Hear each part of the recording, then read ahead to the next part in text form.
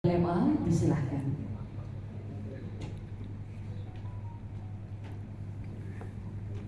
Ini dari kota.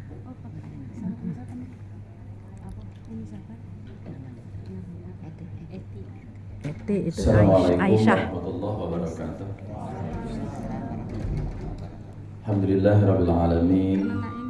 Wa bihi nasta'in ala umuri dunya waddin. Shalatu wassalamu ala asyrafil anbiya'i wal mursalin wa ala alihi wa sahbihi ajma'in. Yang kami hormati, yang kami muliakan Kepala Badan Litbang dan Diklat Kementerian Agama Republik Indonesia, Profesor Dr. Haji Amin Suyitno MAG. Yang kami hormati Kapus Litbang Bimas dan Layanan Keagamaan, Bapak Muhammad Arfi Hakim. Yang kami hormati Kepala Balai Diklat Keagamaan Palembang, Dr. Saifuddin Jam PDI. 10 katanya. Yang kami hormati Ketua LP2M UIN Raden Patah Palembang serta jajarannya, Bu Kapus PSGA UIN Raden Patah Palembang, Bapak Ibu narasumber yang sudah hadir di ruangan ini, antara lain Pak Malan Abdullah dari FKUB. Kita sebut FKUB, pakai jas FKUB beliau nih hari ini ya. Bukannya ya. Narasumber berikutnya yang juga sudah hadir adalah Ibu Dr. Anda Nagyati Johan M. Hum. Beliau adalah Kaprodi Kependudukan Bahasa Sarjana Universitas Sriwijaya. Yang kami hormati Bapak Ibu peserta acara ini, fokus group discussion ya, acara FGD yang diselenggarakan oleh kerjasama 4 lembaga ya.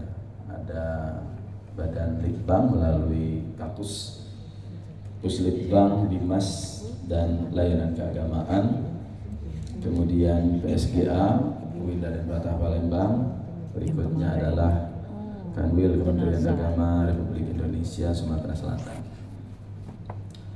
Bapak Ibu yang kami hormati, Pak Kaban, di awal kami ingin mengucapkan permohonan maaf dari Ibu Rektor, sedianya beliau pada kesempatan yang sangat berbahagia ini akan menyapa kita semua, memberikan kata sambutan, karena beliau sekarang sedang berada di luar negeri. Bu Rektor kemana? Dari kemarin, hari yang lalu, berada di Dubai dalam kegiatan UI Green Metric Internasional, UI Green Metric. Beliau juga melanjutkan perjalanan bersama dengan pimpinan UIN yang lain ke Jordan untuk melanjutkan MOU yang sudah habis masanya. Dan dengan Jordan ini memang agak spesial karena ada 2 ya dosen kita yang pernah studi di sana. Ada Pak Ulil Amri dan satu lagi ada Bu Kristina ya, dari Agustina, dan ya berarti 3 ya, satu lagi ada adanya Pak Torik dari Pak namanya. Beliau menitipkan salam kepada kita Duitnya semua, mana? terutama kepada Pak Kaban dan Pajak makan siang. Mudah-mudahan Makan siang di sini, acara pajak yang kemana? dilaksanakan pada hari ini Sore. bisa berjalan sesuai apa yang Dari kita Gri Agung ke sini harapkan. lagi dah? Sore kan itu kan? Enggak. Bapak Ada Ibu, jadwalnya tuh. di kesempatan ini Sampai tengah marilah hari, kita Bang. mengucapkan Ini kan puji dan di syukur lem ya, jadi kehadirat aku Allah udah tahu kan Subhanahu di wa lem. Ta'ala karena atas limpahan Yang rahmat penting cukup. karunia maunahnya sehingga kita bisa hadir di ruangan ini, dan mudah-mudahan apa yang kita laksanakan di kegiatan ini senantiasa mendapatkan ridho dari Allah Subhanahu wa Ta'ala. Amin. Sholawat beriring Ya salam Allah, tak makasih. henti-hentinya kita ucapkan, Ini untuk kita Umi dengan untuk hadiahkan Biasa. kepada junjungan Nah, kita ya Allah. Nabi besar Muhammad Sallallahu alaihi wasallam. Salam. Hari ini kita akan berdiskusi agak panjang tentang isu-isu kekerasan seksual dari sudut kita sebetulnya bagi UIN Darul Batam Palembang dan bagi kita masyarakat Sumatera Selatan. Sebetulnya ini bukan barang baru ya, karena kita memiliki banyak sekali dokumen yang klasik yang sampai hari ini sudah banyak diteliti oleh para ahli adalah Undang-Undang Simbol Cahaya. Bagaimana dulu Undang-Undang Simbol Cahaya ini telah cukup lama membentengi masyarakat Sumatera Selatan dari Ditransfer ke hal-hal bank yang paling kayaknya. ringan yang Sudah, berkaitan udah dengan ngisi. yang Tas kita sebut dapat sekarang ya? dengan pelecehan Dapat tas seksual, kekerasan seksual itu sudah diantisipasi cukup jauh, cukup dalam dan sudah lama dipraktikkan di masyarakat Sumatera Selatan.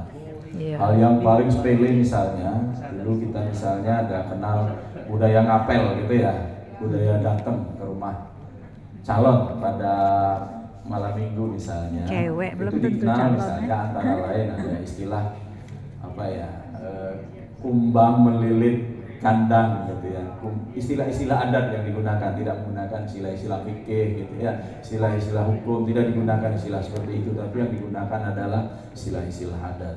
Jangan coba-coba kalau ada bagian istilah yang dipakai seperti tadi misalnya kumbang melilit kandang, itu berarti laki-laki ngapel ke rumah yang dia senangi, cewek yang dia senangi, lalu dia menabuh bunyi-bunyian.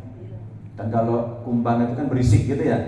Lalu kemudian pihak perempuannya nggak suka, keluarga perempuannya nggak suka, dan dia mengadu kepada pesirah, kepada kriyo, misalnya gitu ya.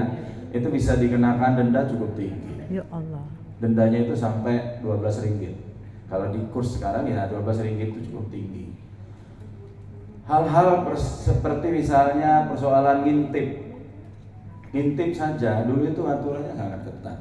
Ngintip orang mandi, itu namanya istilah adatnya tetap digunakan, tidak menggunakan istilah fikih gitu ya.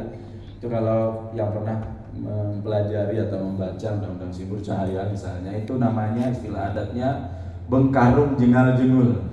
Hah?